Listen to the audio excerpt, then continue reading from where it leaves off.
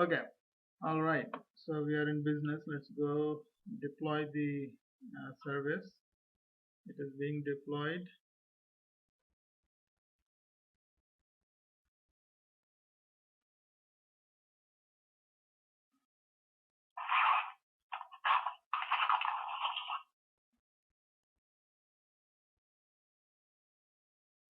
JEJB. Okay, hold on. Is there any JEJB thing going on here?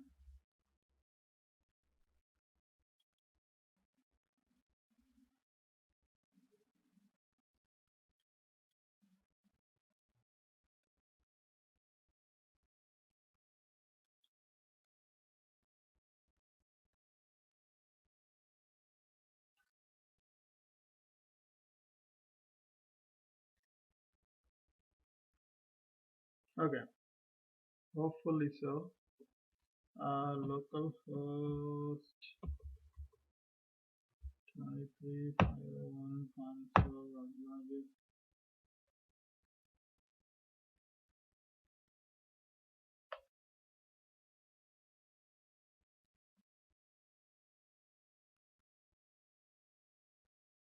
I'm sorry, I don't know why I even came to console.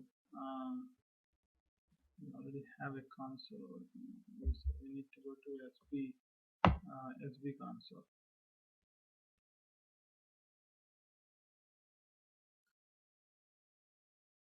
Okay, project.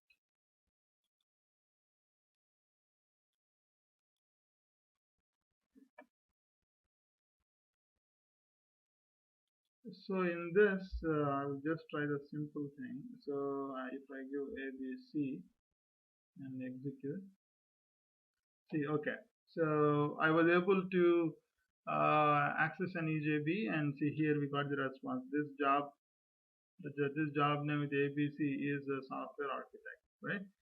Um, so that is working. Okay.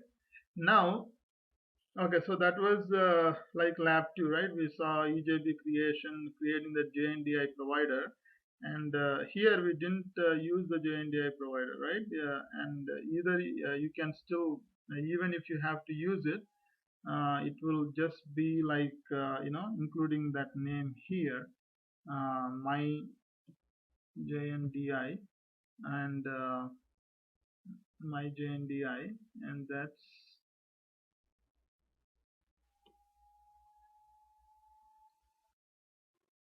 okay. That's good enough. And that will take care of it. Okay, we will deploy that again later. Now moving on. Now you are able to create a business service for accessing a EJB. Okay. Uh, now with the EJB transport, you cannot create a proxy service. Okay, proxy service is not available. EJB transport is not available for proxy service. Okay, so the other option then available for you is to kind of expose. If you have to expose the EJB, then you will have to only expose it as a SOAP-based service. Okay, for that you would have to get the WSDL. So if you go to the project explorer and to this service, so if you go here, see what you see is like export WSDL, and we get the WSDL. Okay, job.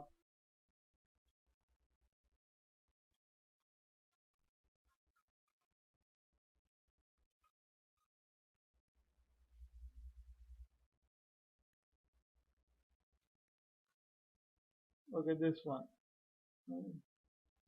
Open our file and extract.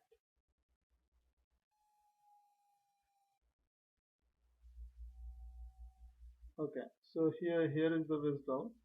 You can copy it, go back to your project, and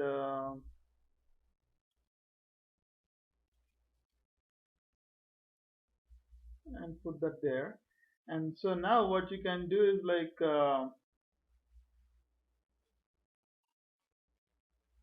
create a proxy service, okay, job ejb proxy service, create a proxy service, and this will be a simple visual based service. Browse, go to job service, visual.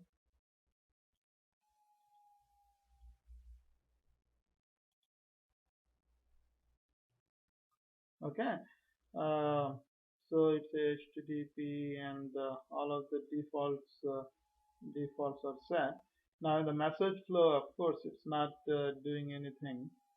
So insert mm, a route node and insert into routing. Okay, and then routing, you will basically go and pick the business service.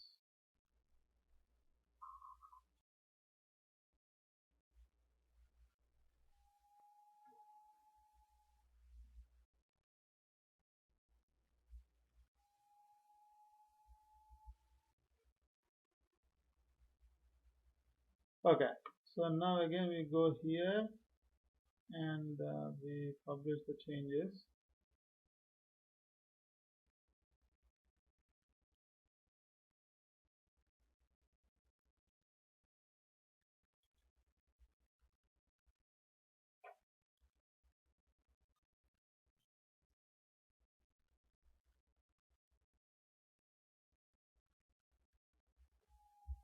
MNO, right? This job name with MNO is software architect. So so with ejbs, that's the only option that you have. Okay, I mean, if you have to expose it to the outside world, then you have to expose it as a SOAP-based service. So, Munir, like the proxy service, right? Yeah. Will that expose as a SOAP service, like anybody can call it, using the vessel, like the endpoint? Yeah, anyone should be able to call it. See, a proxy service is nothing but another endpoint. Okay, I mean the whole idea is, let's say you have a SOAP-based service which is not the OSP service, a regular some SOAP-based service out there, right? Now it has an endpoint and everything, and clients are directly calling it. Even let's say even if you don't have any mediation to do, right? You can still create a proxy service for the same interface, and then give the endpoint of the proxy service to the client. Okay, and then the call will it may just be a pass-through proxy going back to the same SOAP-based service, right? Then you might think like, well, what's the advantage? Here is a SOAP, that's also a SOAP-based, and instead of that one endpoint, you are calling another one. Well, I mean, what we have done, point one is that we have created a indirection layer, right? Once you create that, I mean, without any mediation only, you have like a lot of benefits. Now you have opened up yourself the possibility of changing the backend service without notifying the client. You can do throttling. You can do. It is scalable, right? And there's a possibility for mediation and all of that. Um, mm, so uh, in a proxy is nothing but another endpoint.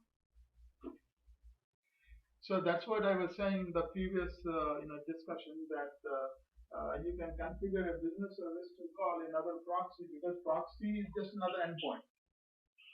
So Neil, one more thing, like this EJB, right? And OSP is like similar to Spring in SOA.